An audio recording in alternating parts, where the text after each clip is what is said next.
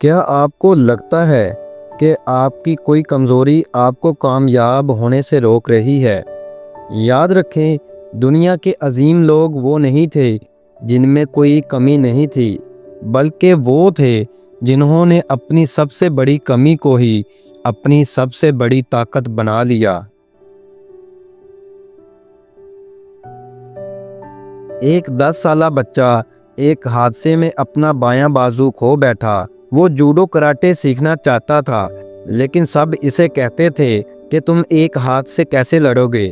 لیکن اس نے ایک بوڑھے ماسٹر سے ضد کی اور سیکھنا شروع کر دیا۔ ماسٹر نے صرف اسے ایک ہی داؤ سکھایا۔ کئی مہینے گزر گئے، بچہ صرف وہی ایک داؤ پریکٹس کرتا رہا۔ ایک دن اس کا مقابلہ ایک بہت بڑے چیمپئن سے ہوا۔ سب کو لگا کہ بچہ منٹوں میں ہار جائے گا۔ حیرت انگیز طور پر بچے نے وہی ایک داؤ کھیلا اور چیمپئن کو چت کر دیا۔ بچہ خود حیران تھا۔ اس نے اپنے ماسٹر سے پوچھا، استاد محترم، میں صرف ایک داؤ سے کیسے جیت گیا؟ ماسٹر نے مسکرا کر کہا، اس کے 2 راز ہیں۔